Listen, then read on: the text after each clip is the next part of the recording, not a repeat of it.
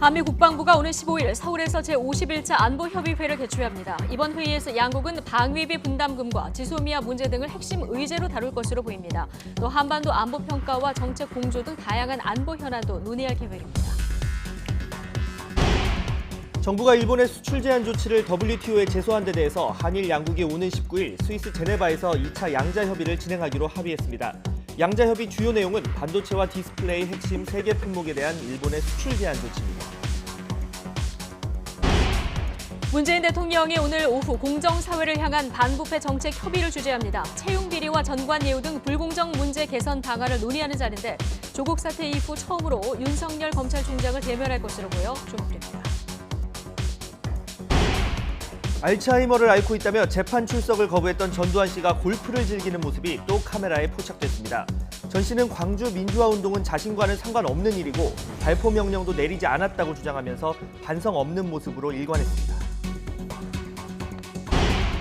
투표 조작 혐의로 구속된 프로듀스 X 101 안모 PD 등은 제작진이 미리 정해둔 연습생 순위가 있었다고 시인했습니다. 경찰은 프로듀스 시즌3와 4의 문자 투표를 관리했던 업체의 원본 자료가 실제 방송에서 공개된 순위와 다른 것을 확인했습니다.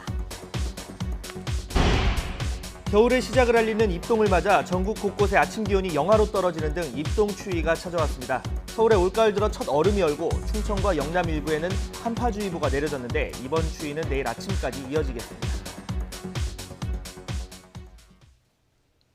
네, 뉴스리시 2부 이어가겠습니다. 보수 통합 시계가 바삐 돌아가고 있습니다. 어제 자유한국당 황교안 대표와 바른미래당 유승민 의원이 통화를 한 이후 보수 통합을 위한 실무 협의가 사실상 시작됐습니다. 황교안 대표가 통합 논의 진행을 공식화한 가운데 더불어민주당 이해찬 대표는 보수 통합이 자가당 착적 논리에 빠져 있다고 평가절하했습니다.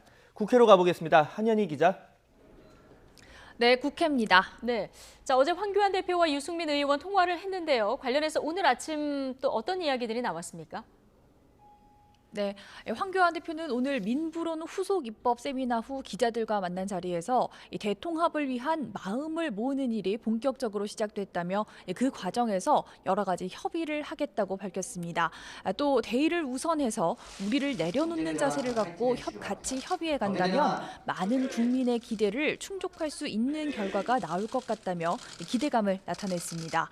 그러면서 대통합이 대한민국을 살리기 위한 자유우파의 책무라며 통합 의지를 다시 한번 강조했습니다. 헌법 가치를 존중하는 모든 자유민주 세력들의 대통합을 지금 꿈꾸고 있습니다. 또 그것은 어떤 특정 세력의 문제가 아니라 대한민국을 살리기 위한 우리 자유우파의 책무라고 생각합니다. 일단 어제 황 대표와 바른미래당 유승민 의원의 전화통화에서 보수 재건을 위한 대화 창구를 만들기로 했다고 밝힌 만큼 조만간 대화가 시작될 것으로 전망됩니다. 다만 오늘 유승민 대표는 국회 기재위 전체 회의에 참석할 예정이지만 아직 입장을 전해듣지는 못했습니다. 이와 관련해 바른미래당 손학규 대표는 통합의 시계도 돌아가고 신당 창당 기획단도 발족했으니 바른미래당과의 관계는 빨리 정리해주는 것이 정치적 도의라며 유승민 의원을 향해 하루빨리 당적을 정리해달라고 촉구했습니다. 자, 이렇게 속도를 내는 보수 진영 통합 움직임을 바라보는 더불어민주당 오늘 오전 회의에서는 어떤 말들이 나왔습니까? 네, 이렇게 연일 보수 통합 관련 얘기가 흘러나오자 민주당도 비판의 강도를 높이고 있습니다. 더불어민주당 이해찬 대표는 보수 통합이 자가당 착적 논리에 빠져 있다고 지적했습니다. 그러면서 그런 부분을 잘 지켜보며 책임 있는 정당으로서의 모습을 보여야 한다고 강조했습니다. 박광훈 최고위원은 더 강한 발언을 했습니다. 한국당 황교안 대표가 추진하는 보수 통합은 통렬한 자기 반성과 국민을 위하는 대의, 보수의 가치, 국민의 공감 이 네 가지가 없는 사무 통합 시도라고 비판했습니다. 반성 없고 국민 없고 보수 가치 없고 공감도 없는 그런 통합 시도는 아무래도 국민들을 위한 것이 아니기 때문에 과거의 낡은 정치를 다시 그대로 계속하겠다는 선언과도 같다 이렇게 말하지 않을 수 없습니다. 그러면서 한국당 내에서도 불발탄 가능성에 대한 걱정이 있다며 성급하고 무리했던 것 같다고 지적했습니다. 지금까지 국회에서 YTN 한현입니다. 문재인 대통령이 오늘 청와대에서 공정사회를 향한 반부패 정책협의회를 주재합니다. 특히 문 대통령이 임명 후 처음으로 윤석열 검찰총장도 만나게 되는데 다만 별도로 면담을 하지는 않을 것으로 보입니다. 취재기자 연결하겠습니다. 신호 기자. 네, 청와대입니다. 예, 공정사회를 향한 반부패 협의회 오늘이 첫 회의라고요.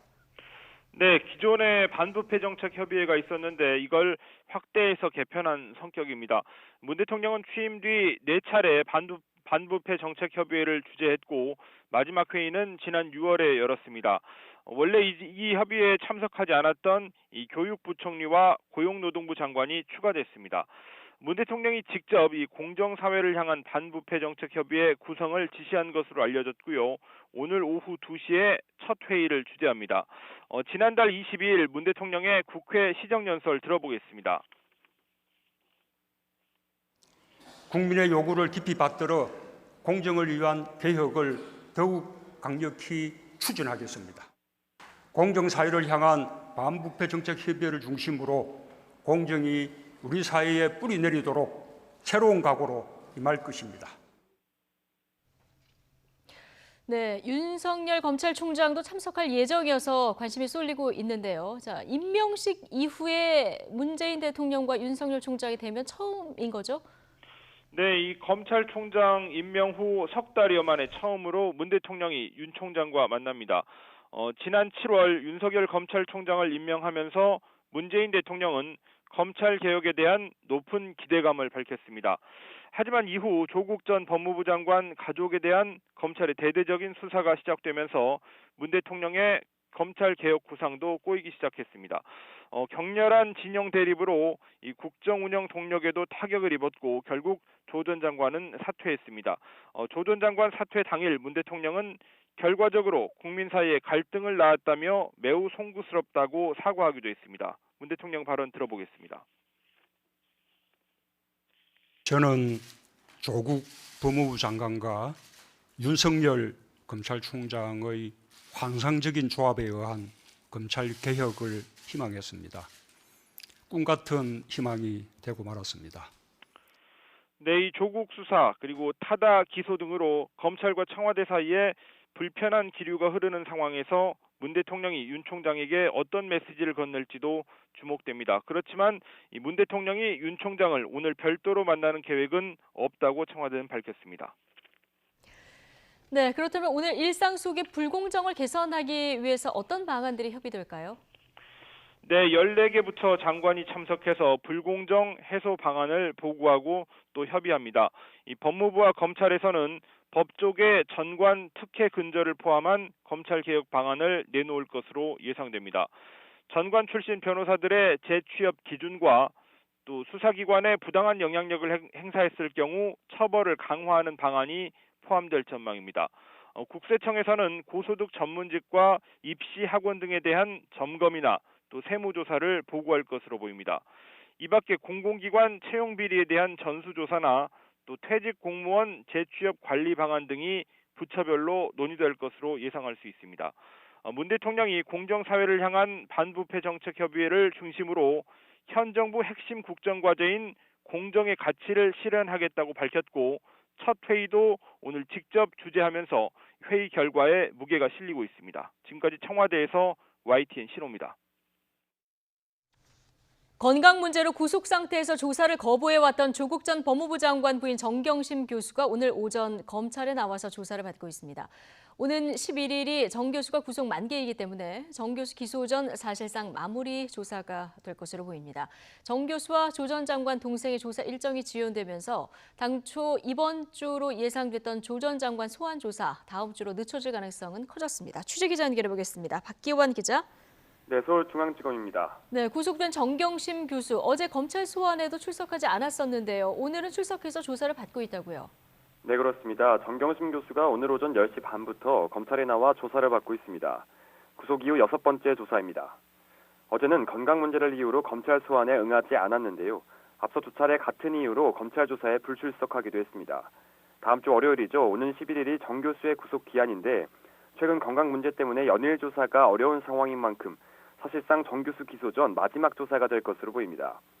앞서 검찰은 정 교수를 구속 기한이 끝나기 전에 기소할 뜻을 밝혔습니다. 정 교수 측은 구속 전 뇌종양과 뇌경색 진단을 받았다고 밝히기도 했는데 최근에는 시신경 부위 상태가 더 나빠져 구치소에서 안과 치료도 요청한 것으로 전해졌습니다. 검찰은 구속된 정 교수에 대해 입시 비리와 증거인멸, 사모펀드 투자 의혹에 대해 조사를 벌이고 있는데요. 오늘은 앞서 세 차례 불출석으로 조사에 차질이 있었던 만큼 사모펀드 투자 의혹에 조 전 장관이 연루되는지 등을 집중 조사할 것으로 보입니다. 이런 가운데 웅동학원 채용 비리와 위장소송 혐의로 구속된 조 전 장관의 동생 조모 씨는 오늘까지 사흘 연속 검찰 조사에 불출석했습니다. 마찬가지로 건강상의 이유인데 조 씨의 경우 목 부위 척추 이상을 호소하고 있습니다. 조 씨는 앞서 구속 이후 세 차례 조사에 출석했는데요. 이때도 건강 상태를 이유로 조사 중단을 요구한 것으로 전해졌습니다. 특히 조 씨가 받는 위장소송과 강제집행 면탈 혐의의 경우 당시 웅동학원 이사였던 조 전 장관에 대한 조사도 필요한 상황인데요. 이에 따라 검찰은 오늘 조 씨의 구속기한을 오는 19일까지 연장해 추가 조사를 이어갈 방침입니다. 조국 전 장관 소환 시기는 언제쯤으로 예상됩니까? 네, 아직 불투명한 상황인데요. 이르면 다음 주쯤 조 전 장관에 대한 소환 조사가 이뤄질 가능성이 높아 보입니다. 검찰은 정경심 교수의 구속기한인 오는 11일까지 정 교수를 기소할 계획인데요. 그에 따라 당초 이번 주말쯤 조 전 장관을 소환해 입시 비리와 사모펀드 투자 의혹 등을 물어볼 것으로 전망됐습니다. 하지만 부인과 동생에 대한 조사에 차질이 빚어지면서 조 전 장관 소환 시기도 불투명해진 겁니다. 대신 검찰은 추가 압수수색과 계좌 추적 등을 통해 조 전 장관 관련 의혹 수사에 속도를 내고 있습니다. 검찰은 지난 5일 서울대 압수수색 이후 조 전 장관 자녀의 허위 인턴 증명서와 관련해 증거물을 분석하고 있는 것으로 보입니다. 또 정 교수가 WFM 주식을 사던 날 조 전 장관이 정 교수에게 보낸 5천만 원과 관련해 송금 경위 등을 파악을 하기 위해 금융거래 내역을 들여다보고 있습니다. 이에 따라 검찰은 압수물과 금융거래 내역 등을 충분히 검토한 뒤 다음 주쯤 조 전 장관을 직접 불러 조사할 것으로 전망되고 있습니다. 지금까지 서울중앙지검에서 YTN 박규환입니다. 일본의 수출 규제 조치로 촉발된 무역 갈등을 봉합하기 위해서 한일 양국이 오는 19일 2차 협상 테이블에 마주 앉습니다. 앞서 지난달 열렸던 1차 협의에선 뚜렷한 성과를 거두지 못한 가운데 이번에는 의미 있는 논의가 오갈지 주목되는데요. 취재기자 연결해서 자세한 내용 알아보겠습니다. 최하영 기자. 네, 경제부입니다. 네, 양자 협의의 재개 약 한 달 만이죠? 네, 그렇습니다. 정부는 일본의 수출 제한 조치에 대한 WTO 제소 절차에 따라 오는 19일 스위스 제네바에서 양자 협의를 연다고 밝혔습니다. 지난달 11일에 이어 두 번째 협의인데요. 양측 수석 대표는 1차 협의 때와 마찬가지로 정회관 산업통상자원부 신통상질서협력관과 일본 측은 구로다 주니치로 일본 경제산업성 다자무역제재 국장이 각각 맡습니다. 앞서 한일 양국은 지난달 11일 열린 1차 협의에서 뚜렷한 결론을 내지 못한 채 협상 테이블을 떠났습니다. 당시 우리 정부는 일본 조치의 분항성을 강조하고 수출 제한 조치를 서둘러 철회하라고 촉구했는데요. 이에 대해 일본 측은 국가 안보상의 이유로 이번 조치를 시행한 것이라는 기존 주장을 되풀이했습니다. 이처럼 서로의 주장이 평행선을 달리면서 양국은 2차 양자 협의에만 합의하고 날짜와 장소를 조율해왔습니다. 네, 그렇다면 이번 협의에선 구체적으로 어떤 논의가 이루어질까요? 네, 정부는 구체적 의제는 정해지지 않았다고 밝혔습니다. 지난 1차 협의에서 충분한 시간을 갖지 못한 만큼 그 연장선에서 논의를 이어가겠다는 방침입니다. 그러면서 WTO가 소송 절차에 앞서 당사국끼리 협의를 통해 조정을 시도하라고 규정한 만큼 해결을 위해 최선의 노력을 다하겠다는 원론적 입장을 내놨습니다. 하지만 갈등을 봉합할 뚜렷한 계기가 마련되지 않은 이상 재판 절차로 가는 게 불가피할 거란 전망이 우세한데요. 앞서 지난달 31일 열린 일본 수출 규제 조치 대응 장관회의에서 홍남기 경제부총리는 2차 양자 협의에서 타결을 이루지 못하면 패널 설치를 추진한다. 그러니까 재판 절차에 들어간다는 입장을 밝혔습니다. WTO 패널이란 양국 합의로 해당 분야에 권위 있는 전문가 3명을 구성해 서면 보고와 심리를 거쳐 최종 보고서를 발표하는 사실상의 1심 절차입니다. 이에 따라 이번 2심 협의에서 분쟁 해결의 실마리가 보이느냐 마느냐로 앞으로 한일 무역 갈등 상황의 향방을 가늠할 수 있을 전망입니다. 지금까지 경제부에서 전해드렸습니다. 방위비 분담금과 지소미아 즉 한일 군사정보 보호협정 등에 대한 의견을 교환하기 위해서 우리나라에 들어온 미국 국무부 고위 당국자들이 일정을 마치고 돌아갔습니다. 제임스 드하트 방위비 분담 특별협정 미국 측 협상 대표는 어제 우리 측 정은보 대표와 비공개 단독 회담을 갖고 이번 달 안에 있을 3차 회의에 앞서서 의견을 교환했습니다. 드하트 대표는 또 3박 4일 일정 동안 정치권 인사 등을 만나 방위비 협상에 대한 트럼프 대통령의 의견을 전달하면서 기존 방위비 분담금 협정에 있는 인건비 등 3가지 범위를 벗어난 제4의 항목 추가 신설을 제안했고 또 호르무즈 해협에서의 미군 활동도 언급한 것으로 알려졌습니다.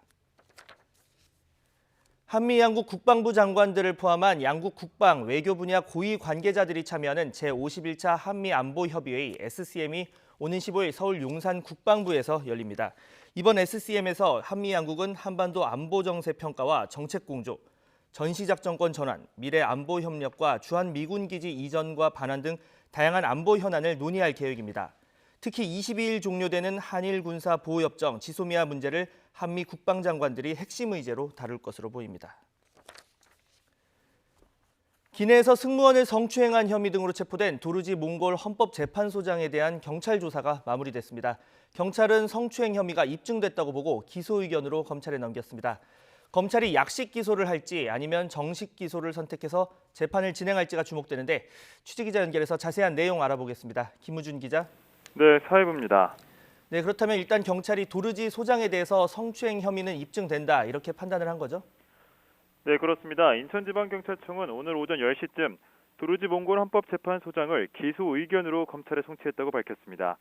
성추행 혐의 등으로 입건한 지 8일 만입니다. 도르지 소장이 받는 혐의는 성추행과 협박 혐의 등 크게 2가지였는데요. 경찰은 우선 성추행 혐의에 대해서는 항공보안법 위반 혐의를 추가해 기소 의견으로 송치했습니다. 도르지 소장이 승무원의 신체 일부를 만진 혐의가 입증됐다고 판단한 겁니다. 항공보안법 위반 혐의를 추가한 건 기내에서 일어난 성추행 사건이기 때문에 법 적용이 가능하다고 설명했습니다. 협박 혐의에 대해선 공소권 없음으로 결론을 내렸는데요. 경찰은 협박을 당한 것으로 알려진 몽골인 승무원이 처벌을 원치 않았기 때문이라고 설명했습니다. 도르지 소장은 지난 1일 1차 조사에서는 혐의를 전면 부인했지만 2차 조사에서는 술에 취해 기억이 나지 않는다면서도 그런 행동을 했을 수도 있다고 진술을 번복하기도 했습니다. 이제 검찰이 어떤 판단을 내릴지 주목되는데요. 일단 도르지 소장은 지난 5일부터 열흘간 출국 정지를 당한 상태여서 국내에 체류하면서 검찰 수사를 받을 것으로 보입니다. 현재로서는 검찰이 외교적 마찰 가능성까지 고려해 약식 기소 형식으로 사법 처리 절차를 빠르게 진행할 가능성이 높아 보입니다. 하지만 정식으로 재판에 넘길 가능성도 완전히 배제할 수는 없는 상황입니다. 지금까지 사회부에서 전해드렸습니다. 투표 조작 혐의로 구속된 프로듀스 X 101 담당 안모 PD 등이 제작진이 미리 정해놓은 연습생 순위가 있었다고 시인한 것으로 알려졌습니다. 경찰 관계자는 프로듀스 X 시즌3와 시즌4의 시청자 문자 투표를 관리했던 업체의 원본 자료가 실제 방송에서 공개된 순위와 다른 것을 확인했다고 밝혔습니다. 프로듀스 X 101의 경우 3차례의 시청자 투표로 뽑힌 20명이 최종 11명으로 구성된 데뷔조에 들기 위해서 경쟁을 했는데 경합 전부터 제작진이 이미 20위까지의 순위를 정해놨던 것으로 드러났습니다. 프로듀스 제작진과 또 연예기획사 관계자들 사이의 접대 정황을 수사하고 있는 경찰은 엠넷의 다른 경연 프로그램인 아이돌 학교의 조작 의혹에 대해서도 수사를 확대하고 있습니다. 네, 절기 입동인 오늘 전국 곳곳이 영하로 기온이 떨어지면서 올가을 들어서 가장 추웠습니다. 매서운 추위에 서울에도 첫 얼음이 관측됐는데 취재기자 연결해서 추위 전망과 또 현황 알아보겠습니다. 정혜윤 기자. 네, 정혜윤입니다. 네, 절기가 정말 이름값을 하는 것 같습니다. 기온이 많이 떨어졌죠? 네, 그렇습니다. 어제보다 5도에서 10도가량 기온이 뚝 떨어졌습니다. 충청과 영남 일부에 한파주의보가 발령 중인 가운데 강원도 철원군 김화읍 기온이 전국에서 가장 낮은 영하 8도를 기록했습니다. 기상청 관측소 기준 공식 아침 기온도 파주가 영하 5도까지 떨어졌는데 2006년 이후 13년 만에 가장 추운 입동이었습니다. 이 밖에 철원 영하 4.4도, 제천 영하 3.8도, 서울도 1.1도 등으로 올가을 들어 가장 낮았습니다. 이 때문에 서울과 수원에는 지난해보다 9일 늦게 첫 얼음이 관측됐습니다. 기상청은 북서쪽에서 영하 20도 안팎의 한기가 남하하고 복사냉각 현상이 겹치면서 기온이 곤두박질했다고 밝혔습니다. 이번 추위는 주말인 내일 아침까지 이어진 뒤 낮부터 점차 풀릴 것으로 예상됩니다. 하지만 다음 주 수요일 밤부터 다시 추워져 수능일인 목요일에는 서울 아침 기온이 영하 2도까지 내려가겠습니다. 기상청은 앞으로 주기적으로 겨울 추위가 찾아오겠고 추위의 강도도 점점 더 세질 것이라고 밝혔습니다. 지금까지 YTN 정혜윤입니다.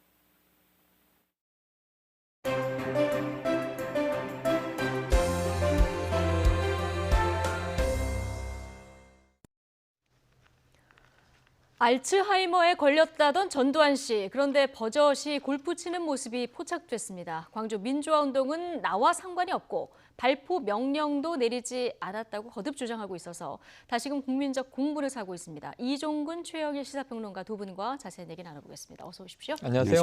예.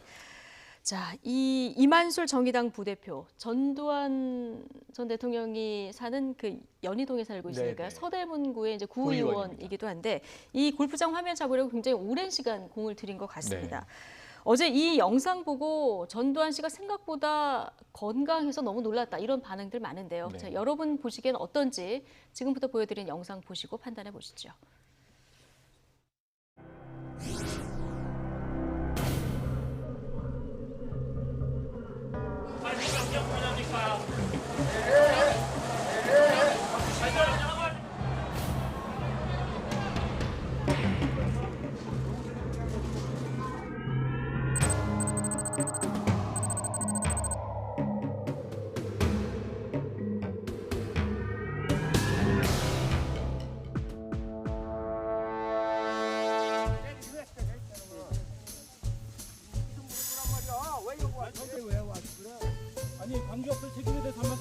광주 5.18 학살 책임에 대해서 한 말씀 해주시죠.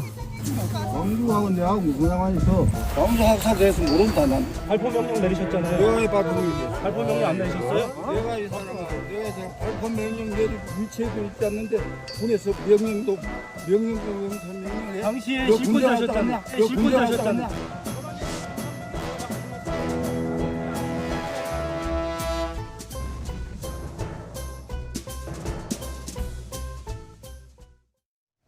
예. 나 아프다. 알츠하이머라서 못 나온다. 재판에 못 나온다. 이런 얘기 했었는데요. 골프를 친다 이런 얘기는 많았고 저희가 사진은 잠깐 보긴 했었는데 맞습니다. 이 영상으로 보고 대화하는 걸 직접 들으니까 느낌이 확 다르네요. 네네. 그러니까 이만솔 이 구의원 예. 정의당 부대표 상당히 뭐 오랜 기간 추적을 했고 결국은 영상으로 직접 현장을 확인했는데 이 이만솔 그 부대표가 방송에 나와서 인터뷰를 하면서 이 10분 남짓 대화를 했는데 예. 본인은 도저히 치매라고 믿을 수는 없었다. 그런데 이게 10분이라는 시간이 또 제한적이잖아요. 예. 그래서 골프를 자주 치러 아주 좋아하는 것 같고 잘 치는 것 같고 그런 분위기라 캐디분에게도 물어봤다는 거예요. 예. 크로스 체크인데 골프 치는 내내 타수 계산이 캐디인 나보다도 정확했다.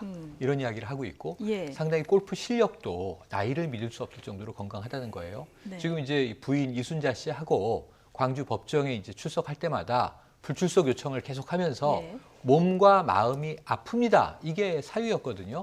그런데 그 사유를 인정하기에는 지금 예. 몸도 그렇고 대화하는 모습도 그렇고 상태를 봤을 때는 좀 믿기가 어렵다. 오히려 국민적인 의혹, 정말 아픈 거야 하는 점이 아닌 것 같은 것으로 확인되는 장면이 아닌가 싶습니다. 그러니까 이만솔 부대표가 계속 질문을 하는데 의사 표시가 너무나 또렷해요. 명확합니다. 답을 하는 걸 저희가 다 봤는데 옆에서 보기에 60대 정도 기력 같았다. 네. 오늘 저희 YTN에 오전에 출연을 하셨거든요. 이런 얘기를 했습니다. 듣고 오시겠습니다. 드라이버 샷은 매우 호쾌했고 아이언 샷은 정교했습니다. 네. 건강에 전혀 이상이 없어 보였고요. 이분이 지금 나이가 88살이시잖아요. 예. 근데 뭐 한 60대 정도의 기력을 충분히 갖고 있는 것으로 판단이 됐습니다. 신체적으로도 매우 건강한 상태였고 또 제가 가까이서 대화를 한 10여 분간 나눴는데 대화 과정에 있어서도 본인이 주장하는 알츠하이머를 전혀 느낄 수 없을 정도로 아주 또렷하고 명확하게 제가 이 골프장에서 일하고 있는 캐디분들 과의 어떤 이런 접촉이나 제보에서도 보면은 이런 말씀하시는 캐디들도 있었어요. 어떤? 옆에서 본인들도 가끔 타수를 까먹거나 계산을 실수하는 경우가 있는데 전 씨는 본인 타수를 절대로 까먹거나 계산을 헷갈리는 법이 없답니다. 아주 또렷이 계산을 하는 걸 보면서 골프장 캐디들도 이 사람이 치매가 아니라는 점을 다들 확신하고 있더라고요. 예. 드라이버 샷은 호쾌했고 네. 아이언 샷은 정교했다. 옆에서 보기에 이랬고 조금 전에 얘기를 해주셨지만 캐디들이 옆에서 이제 종종 오나 본데 타수 계산을 정확히 한다는 거예요. 네, 두 가지 면으로 바라봐야 될 것 같아요. 피지컬적인 측면, 그러니까 이제 정신적인 측면을 제외하고라도 보통 여든이 넘으신 어르신들이 운동을 하는 것이 좀 쉽지 않잖아요. 예. 그래서 그분들이 하는 건 게이트볼입니다. 그러니까 골프는 굉장히 활동량이 굉장히 큰데 상대적으로 그냥 조그만 막대기로 공을 그냥 치는 정도에서 노인분들이 주로 즐기는 게이트볼은 아주 일반적으로 알려져 있는데. 지금 딱 2년만 지나면 90살이에요. 88의 나이로 골프를 친다는 것도 상상이 잘 안 가는데 지금 동영상에서 보시다시피 지금 홀과 홀의 이동을 직접 걸어서 짧은 거리는 걸어서 다니면서 드라이버 샷을 날릴 정도면 피지컬적인 측면에서는 8살의 어떤 나이라고 볼 수가 없는 것이고 두 번째 골프는 지금까지 계속 말씀을 해주셨지만 9홀만 하더라도 각각 홀마다 계산을 다 해야 되지 않습니까? 그러니까 내가 몇 타를 쳤다 해서 이분이냐 아니면 파냐 아니면 언더냐 이거를 전부 다 계산을 해야 되는데 그것을 대개는 이제 그러니까 도우미 분들이 전부 다 계산을 해주지만 네. 본인이 그것을 정확하게 기억을 하고 있다고 한다면 알츠하이머병이 상징되는 단기 기억 상실증 이미 2013년도에 진단을 받아서 재판부에 냈습니다. 2013년도부터 이렇게 알츠하이머병이다. 이 알츠하이머병은 단기 기억 상실증이지만 해를 거듭할수록 사실은 굉장히 누적이 됩니다. 그래서 해를 약을 거듭할수록 먹더라도 약을 먹더라도 보통은 한 7년 정도가 사실은 굉장히 그러니까 하나의 어떤 모멘텀이고 그 이후부터는 너무나 급격하다 이렇게 표현되는데 벌써 지금 6년이 지난 시간이라면 초기 진단에서 6년 정도면 엄청나게 발병 속도가 진행이 됐었어야 됩니다. 그런데도 불구하고 골프 타수를 정확하게 기억한다고 한다면 굉장히 특이한 케이스다라고 할 수밖에 없겠죠. 7년 알츠하이머를 앓았는데 본인이 친 골프 이 타수를 정확히 계산하고요. 또 아까 얘기 들어보셨지만 광주하고 나하고 무슨 상관이냐. 내가 발포 책임져 있지 않다. 이런 얘기를 하고 있거든요. 이게 인지 기능에 문제가 있는 건가? 물론 이제 알츠하이머가 여러 증상이 있긴 합니다만 어떻게 보십니까? 지금 하신 말씀은 광주와 관련한 직접적인 질문에 이제 회피하는 답을 한 거죠. 이 발언 때문에 더 공분도 사고요. 그렇죠. 근데 이 회피하는 답변 자체가 지금 본인이 재판을 받고 있는 상황이라는 것을 이제 인지했을 가능성이 크고 이건 가능성입니다. 그 속내를 우리가 정확히 꿰뚫을 수는 없으니까요. 다만 저는 이 10분 남짓의 대화 전체에서 아까 이만솔 부대표가 한 이야기가 이게 중요한 대목이다라고 생각한 건 뭐냐면 대화를 하면서 뭔가 치매 증상이나 좀 이제 이상하다라고 하는 징후를 느꼈느냐 이 질문에 이만솔 부대표가 질문을 하면 문장이 끝나기도 전에 끊고 들어와서 좀 곤혹한 질문, 난감한 질문은 당신 군대는 갔다 왔느냐? 또는 명함이 있느냐? 이렇게 좀 회피하는 쪽으로 이 대화를 주도했다는 거예요. 그리고 나머지 부분에 대해서는 명료하게 이해하고 답하는 것으로 본인은 확인했다는 것이고 가장 민감한 질문이 광주에서 왜 그러셨습니까? 왜 발표하셨습니까? 그러니까 나는 광주 모른다. 나와 상관없다.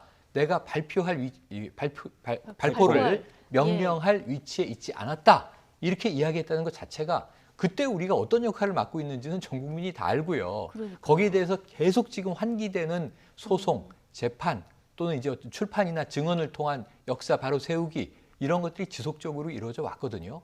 그러니까 최근에 들어와서야 이제 기관총에서 발사가 있었고 전일 빌딩의 탄흔을 가지고 국방부가 기관총 발포를 인정하기도 했고요. 심지어는 전투기들이 발진되게 하고 있었다. 이런 이제 증언들이나 기록이 확인되기도 하고 묻혀 있었던 게 최근까지 나오고 있고 심지어는 더 놀라운 것은 지난해 확인된 거지만 당시에 전두환 장군이 광주에 왔다가 한 것까지 회의를 주재하고 간 것까지도 뒤늦게 30여 년이 흘러서야 확인이 됐거든요. 근데 이런 부분에 나는 발포를 명령할 위치에 없었어. 이 자체가 명확하게 자신의 죄를 쳐내는 그러한 발언으로 이제 이해할 수밖에 없기 때문에 지금 이만솔 이 부대표가 해낸 굉장히 중요한 일이 이렇게 좀 이 치매가 하나의 핑계가 아니겠는가 하는 정황을 드러낸 거고요. 저 영상을 이제 모든 국민들이 다 지금 볼 수 있는 상황이 됐기 때문에 또 하나는 골프라는 스포츠를 오래 많이 반평생 함께 즐긴 분들은 정말 연세가 있어도 굉장히 잘 치시네 이런 분들이 있는데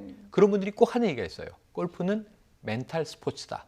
타수 계산의 문제가 아니라 마인드 컨트롤이 되고 전략이 있어야 그 한 홀 한 홀을 점령해서 최종적으로 이기거나 지거나 자신의 점수를 갱신할 수 있는 건데 멘탈 스포츠를 알츠하이머 환자가 저렇게 일상적으로 그것도 그냥 대충이 아니라 저 나이에 비해서는 깜짝 놀랄 정도로 아까 저는 뭐 골프 평론가가 이야기하시는 줄 알았어요. 드라이버는 호쾌했고 아이언샷은 정교했다. 좀 이런 평가를 받을 정도라면 멘탈에도 이상이 없는 것 같다라는 생각입니다. 정정한 스윙도 그렇지만 뭐 정신력도 그렇지만 뭐 이게 굉장히 많이 걸어야 되지 않습니까? 네. 카트를 타지 않고도 다 맞아요. 걸어서 이동했다. 이런 얘기까지 저희가 들을 수 있었습니다. 그런데 전 재산이 29만 원이다. 늘 이 얘기를 하지 않습니까? 네. 그런데 무슨 돈으로 골프 치려면 돈이 들 텐데요. 네. 예.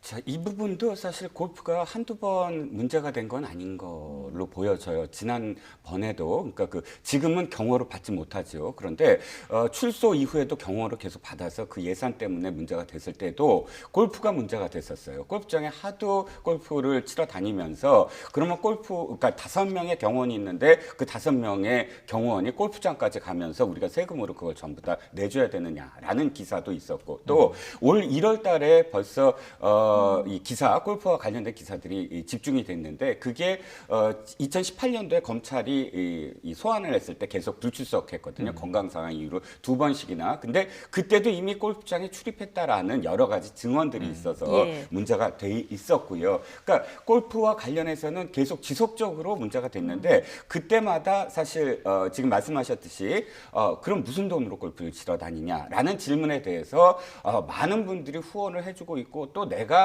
굳이 골프장에 가는 것을 돈을 내면서까지 가겠느냐 이 직위에 뭐 하면서 당시에도 그러니까 지금도 사실 골프장 주인 지금 그 대표 되시는 분이 함께 따라다니면서 같이 이제 라운드를 돈 걸로 알려져 있습니다. 그 이전에 이런 문제가 나왔을 때는 여러 뭐 향후회, 뭐 동창회와 함께 내가 지인들과 어울리는 것이지 내가 골프장에 뭐 피를 내면서까지 골프를 즐기지 않는다라는 측근들의 어떤 뭐 그 반응이 있었습니다. 그럼에도 불구하고 우리나라 사회에서 골프가 갖는 의미, 그러니까 골프를 즐긴다라는 의미가 미국처럼 그렇게 대중운동, 생활운동은 아니지 않습니까? 그럼 골프장에 갔을 때 아무리 자기가 돈을 내지 않는다라도 엄청난 어떤 비용이 든다라고 우리가 보통 알려지고 있는데 클럽하우스 비용까지 뭐 다 합치면 그런데 28만 원밖에 재산이 없는 분이 이렇게 자신이 재판에 불출석할 정도로 지병을 앓고 있는 분이 골프장에 이것도 사실 밝혀져서 그렇지 더 많이 사실은 일상화돼 있을 것이다라는 추정까지 한다면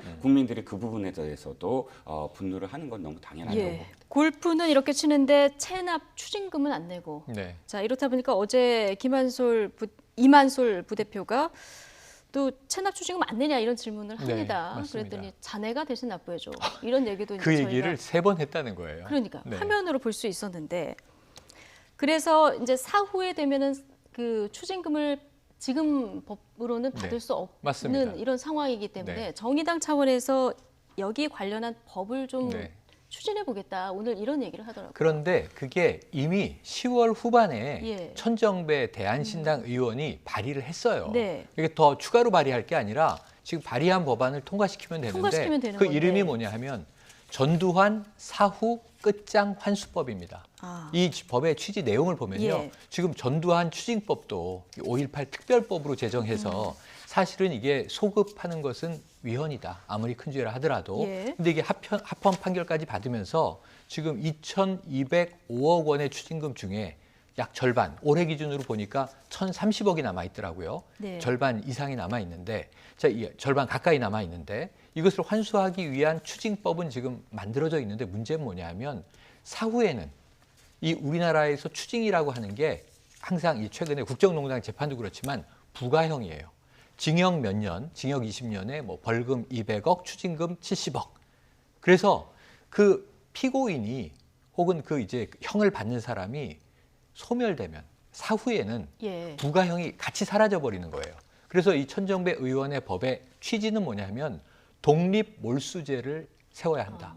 그 사후에 예를 들면 범죄 은닉금들이 드러났어요. 근데 그 추징 못 한다는 겁니다. 현행법으로는. 그래서 독립 몰수제라고 하는 것을 바로 세워서 그 범죄자가 사망했다 하더라도 그 범죄로 인해서 형성된 재산이 제3자에게 있더라도 이걸 다 끝까지 추징할 수 있도록 해야 한다. 이게 이제 그 법인데 오늘 이만솔 부대표가 정의당 차원에서 추진하겠다고 한 법도 취지가 같아요. 그래서 제가 보기엔 지금 10월 24일인가 제 기억에 발의된 이 전두환 사후 끝장 환수법 이것을 함께 좀 민주당, 정의당, 대한신당 이 5.18을 좀 바로 세우고자 하는 정치 세력들이 연대해서 이걸 지금 입법해 놓는다면 지금 사실 굉장히 건강해 보이지만 또 이 미래를 알 수 없는 것 아닙니까? 지금 5.18 진상조사 특별법은 통과됐죠? 통과돼서 발효가 돼 있는 거죠. 네, 그렇죠. 네네. 예. 그것은 이제 그래도 여야가 통과시켰습니다. 나당이 있고 지금 말씀하신 이 법안은 이미 이제 발의가 돼 발의가 있으니까 돼 있는 거고요. 조금 국회 차원의 합의를 이뤄내면 맞습니다. 될 이런 문제인데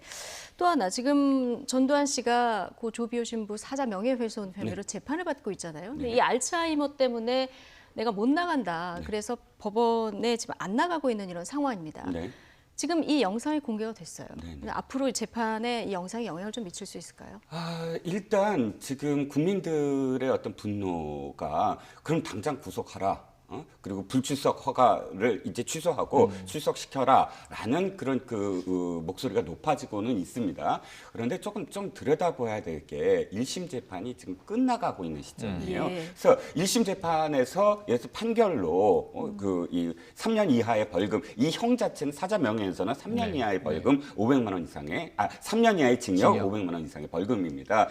이 불출석 허가서도 사실 그 정도의 수준의 그러니까 이 형량이 낮은 범죄에 관련돼서만 가능하거든요. 그래서 만약 1심 재판부가 이런 것들을 다 참작을 해서 뭐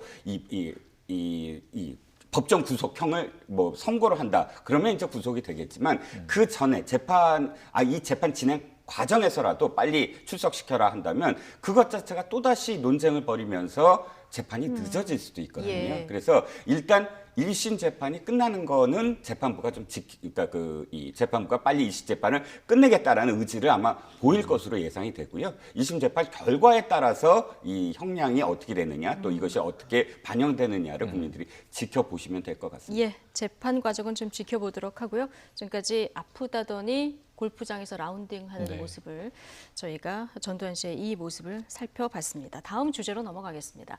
어제 유은혜 사회부총리 겸 교육부 장관이 고교 서열화 해소 방안을 발표했죠. 2025년부터 자사고, 외국어고, 국제고를 모두 폐지하고 일반고로 일제히 전환한다. 이런 얘기인데요. 정치권 반응은 엇갈리고 있습니다. 듣고 오시죠.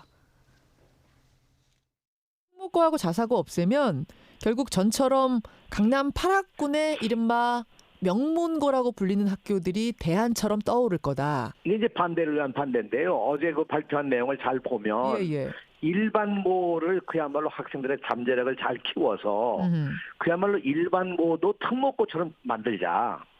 학교에 따라서는 뭐 외국어 중점 학교를 만들고 이 과학 중점 학교를 만들고 그래서 예술 중점 학교도 만들고 해서 아이들이 그런 특정한 분야를 더 잘할 수 있도록 만들어주면 일반고 아이들이 훨씬 더 경쟁력을 가지게 되겠죠. 근데 그쪽에 살아야지만 거기 들어갈 수 있는 거 아니에요? 일반고로 다 전환하고 나면? 학교를 특정하게 하지 말고 교육 과정을 특정하게 만들어주자. 어느 학교든지 과학도 있고 예술도 있고 학생들이 자기 선택을 그 학교에 들어가 살 수 있는 겁니다. 조변석계, 막무가내, 좌충우돌, 문재인 정권 교육정책의 실상입니다. 조국 사태 수습하려고 난데없이 정시 확대를 갑자기 꺼내들더니 이번에는 자사고 특목고를 또 모두 없애겠다고 합니다. 줄곧 단계적으로 일반고로 전환하겠다고 하다가 이제는 갑자기 2025년 일괄 전환을 꺼낸 것입니다. 한마디로 아마추어 정권입니다. 교육 정책을 이렇게 마음대로 아무렇게나 바꿔도 되는지 묻고 싶습니다. 이것은 또 한마디로 잘못하면 서울 집값 띄우기 정책으로 이어집니다. 강남 목동 집값 띄우기 정책, 8학군 성역화 정책이 되고 말 것이라는 생각이 듭니다. 왜 국민들께서 원하는 이 교육에 있어서의 선택권 이렇게 뺏으려고 하고 있습니까? 또 본인들 자녀들은 이미 특목고, 자사고, 유학 다 보냈습니다. 국민들 기회만 모두 박탈해버립니다. 정부의 정책은 설립 취지에 맞게 운영되는 뭐 과학고라든가 영재고, 예술고는 남겨두고 나머지 외고, 자사고, 국제고는 다 일괄. 2025년에 일괄 전환을 하겠다는 거예요. 근데 뭐 아이들을 줄 세우지 않겠다 이런 취지는 누구나 공감합니다만은 맞습니다. 우려의 목소리도 좀 적지 않게 나오고 있는 상황인데 일단 하나씩 좀 보면 2025년입니다. 네. 이러면 다음 다음 정권이죠. 정부 그것도 이제 반환점을 둔 이후란 말이죠. 이게 네. 실현 가능성이 있을까? 첫 번째 이런 의문점. 이건 이제 다음 정권이 누구냐. 예. 지금 어제 발표된 이 정책을 이제 계승해서 실행 추진할 의지가 있느냐에 큰 변수가 달려 있기 때문에 예. 이제 물음표가 찍히죠, 당연히. 그게 이제 맹점이라고 봐요. 그런데 이 흐름 자체가 안 하던 걸 갑자기 하겠다는 거냐. 아까 나경원 원내대표는 질타, 조변석계 이렇게 표현을 했는데 하고 있던 거예요. 예. 왜냐하면 각 교육감 차원에서, 교육청 차원에서 하고 있던 건데 올해도 이미 여러 번 그 지역, 광역 지역별로 자사고에 대한 평가가 있었고 예. 어딘 자사고에서 취소 일반고 전환, 조치가 어디는 되는 자사고 거고요. 유지 예. 이걸 우리가 봐왔단 말이죠. 자사고가 점점 줄고 있어요.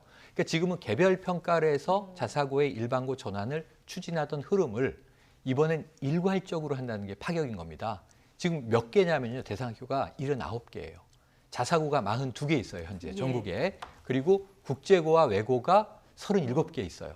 그래서 79개의 학교를 2025년이 되면 자동 일괄로 일반고 전환해버린다는 거예요. 여기서 폐지라는 표현을 교육부가 굳이 안 쓰고 있어요. 폐지가 아니라 전환이다. 일반고로 전환한다. 일반고로. 그 안에서 명칭도 그냥 써라. 그리고 특성화된 외국어 교육과정이 있으면 그런 교육과정 커리큘럼대로 수행해라. 다만 지위 자체가 이젠 일반고다. 그럼 뭐가 달라지냐면요.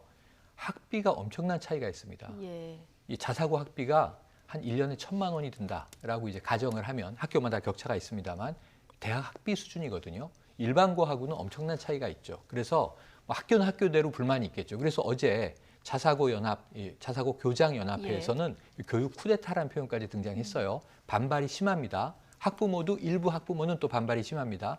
근데 그럼에도 불구하고 전체적으로 가고 있던 흐름을 이제는 개별 교육청이 아니라 예. 교육부 차원에서 2025년을 못 박았다는 게 좀 차이가 있는 거고요. 네. 교육계 반발은 당연한데 저는 이 고민이에요. 학종이냐 정시냐 이제 이 과제도 남아 있지만 우리 교육 정책에 정답은 없다. 정답은 그렇죠. 없는데 늘 이제 정권이 바뀔 때마다 방향이 달라지다 보니까 혼란스러운 것이 문제다. 이걸 어떻게 지속 가능하게 만들 것이냐가 과제로 보여집니다. 그러니까 요즘에는 아이들이 어렸을 때 부모와 함께 교육을 세우기 때문에 네. 예를 들자면 지금 뭐 나는 나중에 뭐 강원도에 있는 민족사관 고등학교를 가고 싶어 하는데 네. 정책이 어떻게 바뀔지 모르니까. 모르죠. 예, 지금 이 정책도 예. 2025년이면 현재 초등학교 4학년이 그렇죠. 대입을 해야 되는 수험생이 됐을 이 정책이 때거든요. 실현이 네. 된다고 하면 초등학교 4학년부터인데 이것도 지금 어떻게 될지 모르는 이런 그렇죠. 상황인 거고요. 또 하나가 이게 이제 서열화를 없애겠다는 거잖아요. 맞습니다. 그럼 일반고로 다 전환을 하면 서열화가 없어질 것이냐 이 문제를 좀 따져봐야 되는데 지금 오히려 강남 8학군 쏠림 현상이 더 클 것이다. 이제 정시정책까지 발표되면 그쪽에 부동산값까지 들썩거리지 않겠느냐 이런 지적이 나옵니다. 네, 그렇습니다. 자, 강남 8학군이 왜 들썩거리냐 하면 강남 8학군에 뭐 옛날 유명 명문 공립학교나 사립학교가 있는 이유도 있지만 그곳에 바로 그런 학원가들이 밀집해 있기 때문에 네. 그 명문 학원가 또 명문 일타 강사라고 표현되는 밀집해 있기 때문에 그곳으로 가면 그래도 그런 그 교육을 네. 받을 수 있고 명문고에 진학할 수 있다. 이런 패턴이 이렇게 되다 보니까 악순환이 뭐냐면 계속적으로 집값은 오르게 되고 강남 불패 심하다. 뭐 여기까지 나옵니다. 문제는 이거예요. 그렇다고 해서 이 강남의 학원가가 언제나 그러면 지금까지 성행하지 않은 적이 있었느냐. 그러니까 제도를 바꿔가면서도 그 제도에 편승해서 도리어 학원가는 성행을 했습니다. 그러니까 일타 강사가 없어지면 그다음에 논술이 강화되면 논술 강사들이 또 생겨나고 논술이 없어지면 또 다시 뭐 수시를 위한 또 컨설턴트가 생겨나고 이러면서 그 학원가의 이 유명한 강사들이 12월 달에 학부모들을 불러놓고 얘기를 하는데 대개 다 이렇게 얘기를 해요. 내가 이 정책을 만들었다. 내가 교육부에 얘기를 했다. 서로 그 유명한 그 학원 대표들이 확인할 수 확인할 수는 없죠. 그렇죠. 제가 그것이 예. 사실이라는 것이 아니라, 그러니까요. 그러니까 이 문제에 대한 어떤 그 근본적인 문제는 뭐냐면 이들의 영향력이 사실 아무리 어떤 입시제도를 바꾼다고 하더라도 끊임없이 우리나라에서 어떤 독버섯처럼 만들어지고 있다. 그러니까 네. 이 문제도 사실은 정부가 봐야 되는 것이고 하나만 더 말씀드리면 고교 평준화를 한 대통령 어느 대통령이죠? 박정희 대통령입니다. 1974년이에요. 그때가 얘기 돌았을 때가 뭐냐면 아들인 박지만 씨가 학교 갈 때다. 그래서 폐지됐다라는 소리 돌았어요. 본고사 없앤 게 언제입니까? 1981년입니다.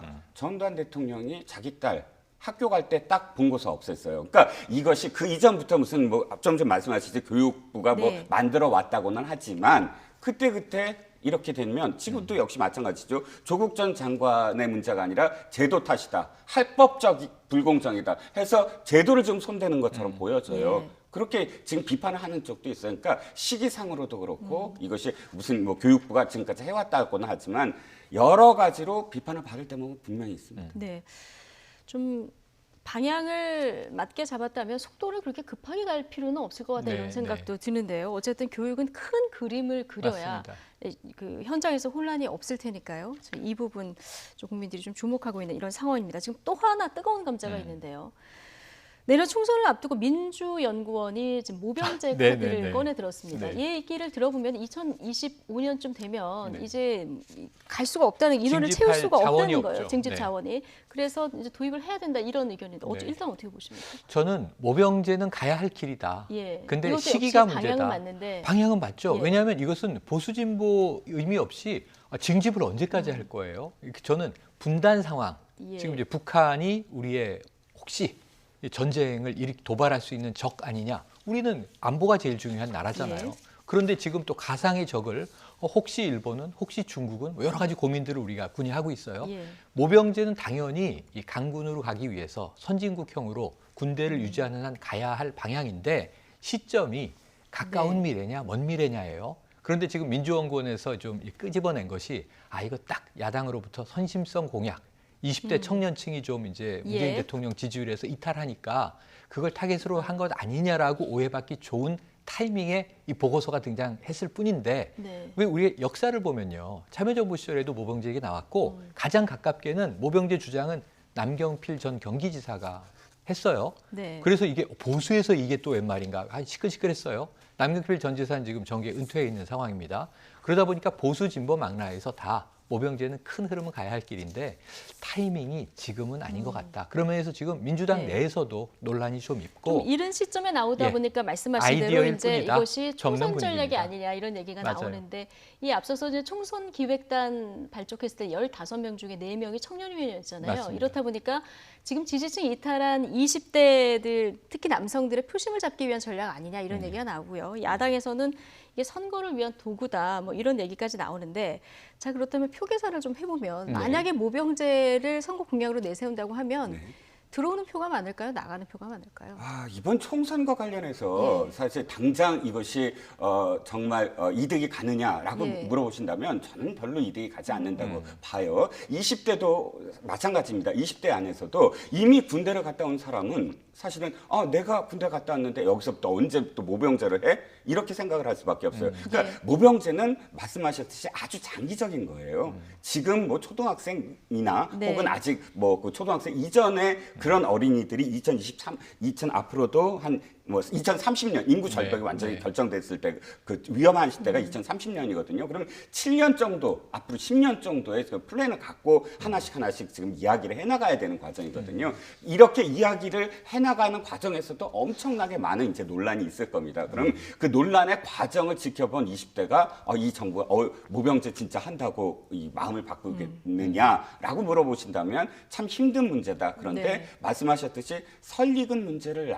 지금 이렇게 내놓은 게 아니냐. 선진국 말씀하셨지만요. 일본이나 미국도 사실은 지금 그 모병제로 간 사람들의 질이 너무 낮기 때문에 대만, 뭐 호주 모두 다 스웨덴 모두 다 징병제를 검토하고 있어요.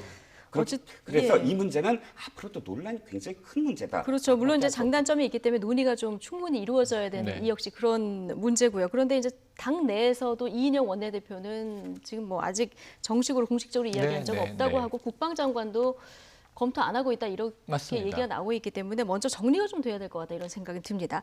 남은 시간 동안 보수통합 얘기 잠깐 해볼 텐데요. 지금 약간 속도가 나는 것 같습니다. 황교안 대표하고 유승민 의원 통화는 일단 했다고 하고요. 그리고 일단 보수 재건을 위한 대화 창구를 만들자. 여기까지는 합의가 된 것 같아요. 거기까지는 가야 할 길이고 예. 앞으로도 계속 논의가 있고 보수 대통합은 지금 내년 총선을 놓고도 혹은 총선 이후를 놓고도 지금 보수 진영에서 이건 아까 교육정책하고 똑같이 예. 가야 되는 길이고 모병제랑 마찬가지예요. 이 논의 없이 선거를 치르기 어렵습니다. 총선 넘어 대선도 그렇고요. 그런데 문제는 뭐냐면 되겠는가 안 되겠는가 이제 현실론의 차원이에요. 지금 황교안 대표가 가운데 있고 우리 공화당 있고 이 바른미래당 내에 지금 이제 손학규 대표를 제외한 비당권파 유승민계죠. 이쪽을 양쪽을 다 끌어안아야 보수 대통합이에요. 하나만 선택할 수 있어요.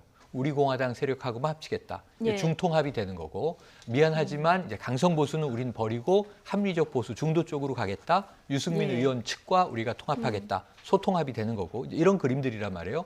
근데 일단 대통합을 던질 수밖에 없습니다. 예. 근데 문제는 저는 올 연말까지를 넘어서서라도 이게 가능하겠는가의 확률을 현실 가능성. 저 혼자 계산을 해보니까 한 예. 14.8% 나오더라고요. 그러니까요. 희박하다. 이런 생각을 해봅니다. 아, 그렇군요. 어쨌든 이게 이제 실현 가능성이 있느냐. 네. 그래서 지금 탄핵의 강을 건널 수 있느냐 없느냐 그렇죠. 이 부분이 맞습니다. 지금 얘기가 되는데 한국당의 지금 통합 실무팀이죠. 이양수 의원 여기에 대해서 어떤 얘기를 했는지 잠시 듣고 오시겠습니다. 홍준표 전 대표는 고향인 창녕, 그다음에 김태호 전 의원 같은 경우는 고향인 거창, 그다음에 이인재 전 의원은 뭐 논산. 이런 출마를 저울질하고 있다는 보도에 기초해서 질문을 드리면 소위 잠룡이라고 하시는 분들은 네. 전략적 요충지인 수도권에서 네. 큰 전쟁을 한번 치러 주시는 것이 당에 도움이 되고 그리고 또 본인들한테도 도움이 되지 않을까 하는 생각이 들어요. 예, 그분들 이름에 걸맞는 데 가서 싸우셔야지. 그 고향 가서 당선되면은 뭐 당연히 당선되실 거 아니겠어요. 탄핵의 강은 무조건 건너야죠. 사실 우리 보수 세력이 내년 총선에서 과연 승리할 수 있느냐 이렇게 나눠져 가지고 네. 그러면은 전부 다 부정적이거든요. 예. 국민들도 그리고 우리 지지층도 보수 세력 지지층도 통합을 기대하고 있다라는 그런 생각을 가지고 있고요. 예. 무조건 건너야 한다 이 얘기는 하는데 그런데 생각이 워낙 그 보수 스펙트럼이 넓다 보니까 다르기 때문에 그렇죠. 이걸 어떻게 건널 수 있느냐 이 문제가 하나 있고요. 네. 실제로 통합이 된다면 지지율이 얼마나 오를까 이 부분도 관심인데요. 네. 오늘 뭐 동아일보에서 한 여론조사도 있더라고요. 네, 동아일보 여론조사는 확연히 차이 나죠. 예. 그러니까 39.5% 대 22.4%에서 만약 통합이 된다면 37.5 대 32%. 그러니까 통합정당과 그 자유한국당만 하더라도 10% 포인트가 차이가 납니다. 네. 그러니까 이렇게 보시면 돼요. 보수 정당이 이렇게 그 총선에서 분열된 적은 거의 없어요. 한 17대, 18대, 19대, 20대까지 보면, 그러니까 보통 이제 민주당이 이제 그 호남을 지지 기반으로 하는 정당과 그다음에 영남 일부 세력, 그다음에 운동, 예. 시민운동이나 학생운동을 했던 세력과 통합을 하는 그런 그런 정당이기 때문에 언제나 분열과 통합을 되풀이해 왔거든요. 예. 근데 이번에 최초는 아니죠. 지난번처럼 이게 지선과 또 대선처럼 이번에 갈리게 된다면 어차피 분열된 그런 그 이 지지율로는 민주당을 네. 이길 수가 없겠죠. 이런 수치로만 보면 당연히 통합해야지 이기는 건 맞으나 가장 큰 변수는 이겁니다. 연동형 비례대표제. 연동형 비례대표제가 만약에 통과된다 그러면 우리 공화당이나 바른정당 계열이나 전부 다 사실 통합 안 하겠다라고 돌아설 때고요. 그런데 의원 정수를 늘리지 않고 그냥 이 상태로 가겠다 그러면 연동형 비례대표제는 가능성이 없거든요. 별로. 네. 그렇다면 통합에 훨씬 더 속도가 붙을 것이다. 이렇게 봐야 되겠죠. 네. 보수 통합이 성사된다고 하면은 또 어디까지 될지 네. 그 사이에 또 지금 말씀하신 연동형 비례대표제 포함해서 어떤 변수들이 있을지 복잡합니다. 아무것도 모르기 때문에요. 참 예측하기는 힘든 이런 상황인 것 같습니다. 이종근, 최영일 두 분 시사평론가와 함께했습니다. 고맙습니다. 고맙습니다.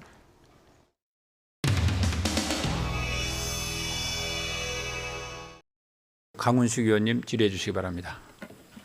한 번만 우리 모두가 국회의원으로서 생각해봤으면 하는 말씀을 하나 드릴까 합니다. 우리 아이들의 안전, 생명 이거보다 더 중요한 권익과 인권 이런 게 있을까요? 어린이 보호구역이 우리나라에 16,789개입니다. 그중에서 과속 카메라가 설치되어 있는 게 몇 퍼센트 정도 될까요? 50%? 40%? 30%? 20%? 10%, 5%도 안 됩니다. 지난 5년 사이에 어린이 보호구역인데요, 스쿨존이. 이 안에서 혹시 다치거나 사망한 사람이 몇 명 정도 되는지 혹시 아십니까? 다친 사람은 4,900명이고 사망자는 60명 정도 됩니다. 한 달에 한 명씩 죽고 이 구역에서 매달 8, 90명이 다쳐가고 있는 게 현재 대한민국의 현실입니다. 사실 저도 이전까지는 이렇게까지 몰랐습니다. 저도 부끄럽습니다만. 스쿨존 돼 있잖아요. 아니 엄마 아버지들도 나와 계시네. 교통경찰도 계시네. 그럼 잘 되겠구나 라고 생각했어요. 저는 저 어머니 아버지를 만나기 전까지는 고 김민식 군의 아버지입니다. 9살 난 아들이 죽습니다. 동생과 같이 손을 잡고 뛰어가다가 스쿨존에서 우리가 뛰어놀아도 된다고 말한 스쿨존에서 어머니는 오열하고 매달 한 달에 한 명 평균 죽어가고 있습니다. 그래서 해결하고 싶어서 민식이법을 발의했습니다. 의무적으로 설치하게 하자 이거고요. 또 하나는 사망사고가 나면 3년 정도는 그래도 벌을 받게 하자. 어린이 보호구에서 애가 죽으면 이 내용입니다. 통과 안 돼도 됩니다. 사실 법안. 우리가 예산으로 할 수 있는 문제입니다. 전체 다 설치하는데 얼마나 듭니까? 비용이. 전체 설치비가 5,100억입니다. 다 합쳐서 5,000억이랍니다. 신호등 설치 예산 다 해봐야 625억입니다. 다 합쳐도 6,000억이 안 됩니다. 우리가 예산으로 할 수 있는데 우리의 예산은 한 푼도 없습니다. 매달 한 달에 한 명씩 죽어가는데 우린 여기서 무엇을 이야기할지 전 잘 모르겠습니다. 우리가 여기서 왜 있는지, 우리가 내년에 또 무슨 이야기를 할 건지 저는 이런 생각이 들었습니다. 4일 동안 여기 앉아서 들으면서 내년에 이 자리에서 또 예산을 세울 수 있다라고 확신할 수 있는 사람이 몇 명이나 있을까? 국회의원들 내년에 선거를 해야 될 테고요. 저는 이 자리에서 감히 제안드리고 싶습니다. 우리 이거 하나는 잘했다. 우리가 아이들 학교 앞에 지나가면서 스쿨존을 보면서 2020년도 예산 올리면서 저거 하나는 우리가 했다. 진짜로. 우리가 아이들 학교 어린이 안전구역의 안전의 예산은 우리가 한번 만들었다라고 저 말하고 싶습니다. 2021년에 우리가 다 없을지도 모른다는 각오로 한 가지만 좀 했으면 좋겠다는 생각으로 제안의 말씀을 드립니다. 박문식 의원님 수고하셨습니다.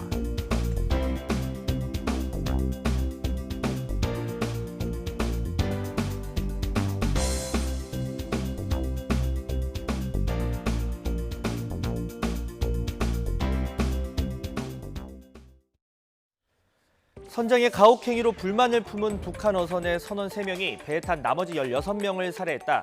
그리고 그중 2명은 배를 타고 우리 쪽으로 도주했다. 정부는 어제 이들을 북측으로 추방을 했는데 이 적절성 여부를 두고 논란이 있습니다. 짚어보겠습니다. 비판 첫 번째입니다. 왜 비밀로 했느냐입니다. 이 판문점에서 근무하는 유엔사 소속 간부가 청와대에 보고한 문자 메시지가 카메라에 찍혀 보도가 되면서 이 사실이 알려졌는데 보시는 것처럼 단결 땡땡 중령입니다. 그리고 오늘 오후, 그러니까 어제 보낸 문자니까 어제 기준으로 오늘 오후 3시에 송환 예정이다. 이런 내용이 있습니다. 자, 북한의 눈치를 보느라 숨긴 게 아니냐 이런 비판이 나오는 이유인데 이 국회에서도 정부 발표를 믿지 못하겠다면서 진실 공방이 벌어졌습니다.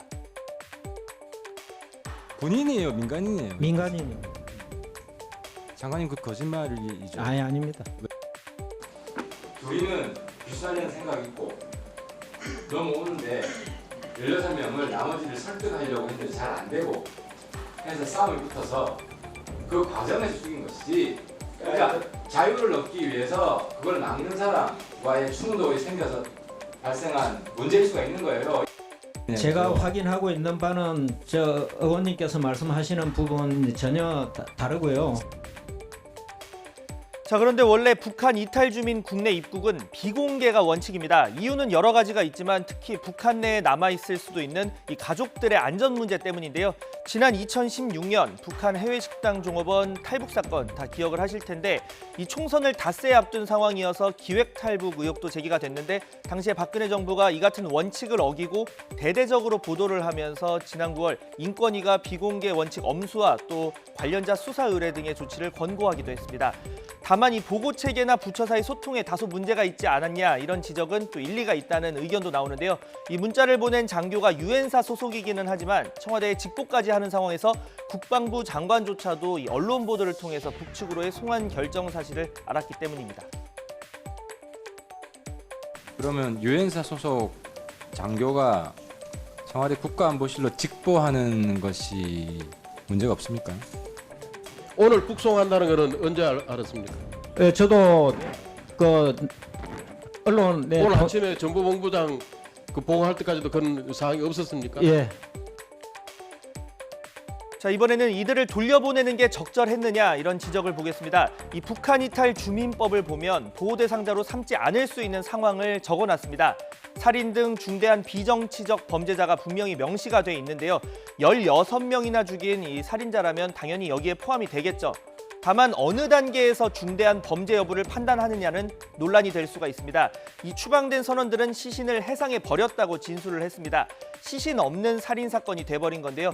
일부에서는 적어도 법원의 유죄 판단을 거쳤어야 하는 것 아니냐 이런 지적도 나옵니다. 하지만 야당 의원조차도 이번 사건의 특수성을 고려해야 한다 이런 의견을 제시하기도 합니다. 그런 범죄자가 우리나라에 와서 우리나라 사법체계에서 그 사람들이 처벌받을 수 있나 법리를 따져야 되는데 여러 가지 시체도 없고 여러 가지 증거들은 이미 인멸했고 이런 상황에서 그 사람들이 과연 그 행위에 합당한 처벌을 받을 수 있을 것이냐 굉장히 저는 의문이 된다고 생각하고 우리와 북한은 이 범죄인 인도조약 등이 체결되지 않았습니다. 그래서 더 명확한 규정이 필요한데요. 이 북한 주민 이탈법의 보호 대상자로 삼지 않는다는 게 북송을 의미하는지 아니면 제3국으로의 추방까지를 포함하는지 그리고 또 추방 결정은 정보기관 자체 조사로 충분한지 아니면 법원의 판단을 거쳐야 하는지 이 수많은 탈북자에게 일종의 선례가 될 수 있는 만큼 조금 더 구체적인 규정 마련이 시급해 보입니다.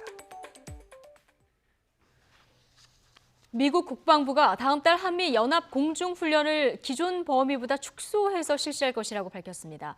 북한은 한미 연합 공중훈련 실시를 비난하는 담화를 발표했는데요.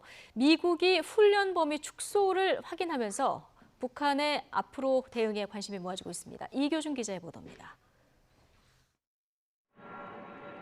미 국방부가 한미 연합 공중훈련을 기존의 비질런트 에이스보다 축소해 실시하기로 했습니다. 윌리엄 번 미 합동참모본부 부국장은 현지 시각 7일 브리핑을 통해 이 같은 내용을 공식 확인했습니다. I'm not going to talk specific force numbers, specific airplane numbers, but it's a reduced scope from the former Vigilant Ace exercises. 지난해에는 훈련을 취소했지만 올해는 축소된 형태로 연합 공중훈련을 실시한다는 것입니다. 윌리엄 번 미 합참 부국장은 이번 훈련은 준비태세를 보장하기 위한 한미 공군의 필요 조건을 충족할 것이라고 덧붙였습니다. 또 이번 결정에 대해 오늘 밤에라도 싸울 수 있는 준비태세를 유지하면서 외교관들이 북한과 협상을 계속할 공간을 제공하는 것이라고 설명했습니다. 미국이 한미 연합 공중훈련 축소 실시를 발표함에 따라 북한의 대응에 관심이 모아지고 있습니다. 북한은 지난 6일 권정근 외무성 순회대사가 발표한 담화에서 한미 연합 공중훈련 실시를 비난하면서 미국의 군사적 움직임을 가만히 앉아서 지켜만 보진 않을 것이라고 밝혔습니다. 이런 가운데 미국 정부가 북한이 비핵화 협상과 관련해 올해 연말을 시한으로 제시한 데 대해 부정적인 입장을 나타낸 것으로 뒤늦게 확인됐습니다.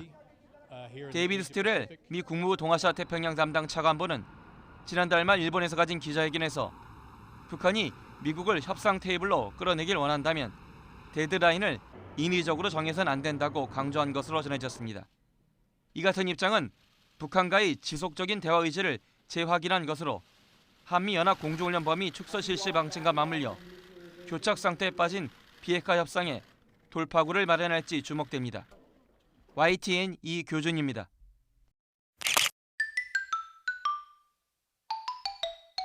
네모난 침대에서 일어나 눈을 떠보면 네모난 창문으로 보이는 똑같은 풍경. 네모난 문을 열고 네모난 테이블에 앉아 네모난 조간신문 본 뒤 네모난 책가방에 네모난 책들을 넣고 네모난 버스를 타고 네모난 강을 지나 네모난 학교에 들어서면 또 네모난 교실 3, 2, 1 네모난 오디오 네모난 컴퓨터 TV 네모난 달력에 그려진 똑같은 하루를 의식도 알고 있는 걸 주위를 둘러보면 모두 네모난 것들 뿐인데 우린 언제나 듣지 잘난 어른의 멋쟁이만 세상이 둥글게 살아야. 오늘의 나를 있게 한 건 사랑하는 아내의 해장국 그리고 K쿨 한과 액상을 한 번에 원샷. K쿨 숙취 가만두지 않을 거예요. 지금이 몇 시야?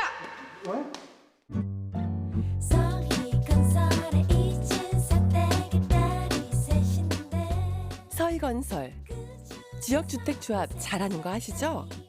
거품이 쫙 빠진 착한 가격, 고객의 니즈를 반영한 맞춤 설계. 내 집 마련의 꿈이 이루어집니다. 지금 바로 오세요.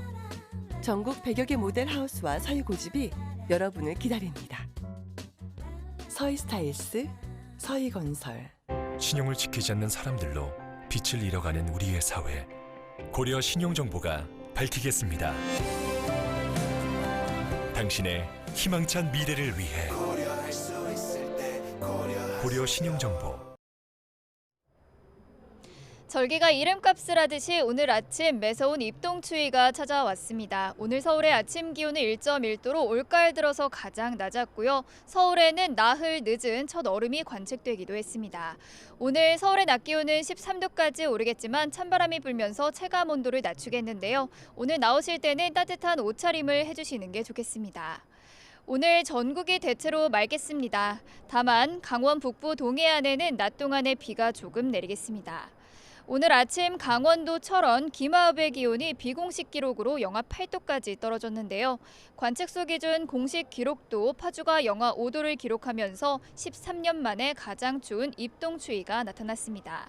이 낮에도 찬바람이 불며 쌀쌀하겠습니다. 오늘 낮 기온 서울이 13도, 광주 대구 16도로 어제보다 낮겠고요. 찬바람이 불며 체감 온도는 이보다 더 낮겠습니다. 입동에 찾아온 첫 겨울 추위는 다행히 주말인 내일 낮부터 풀리겠지만 일요일에는 오후에 서해안에서 비가 시작돼 밤에는 전국으로 확대하겠습니다. 수능일인 다음 주 목요일에는 서울에도 첫 영하권 추위가 찾아올 전망입니다. 기온이 오르면서 충청과 영남 일부 지역에 내려져 있던 한파주의보는 해제됐는데요. 이번 추위는 반짝 추위에 그치겠지만 앞으로 주기적으로 겨울 추위가 찾아오겠습니다. 급격한 기온 변화에 감기 걸리기 쉬운 만큼 옷차림에 각별히 주의해 주시기 바랍니다. 지금까지 상암동 야외 스튜디오에서 YTN 신미림입니다. 금요일 뉴스 마치겠습니다. 잠시 뒤 노종면의 더 뉴스가 이어집니다. 시청해주신 여러분 감사합니다.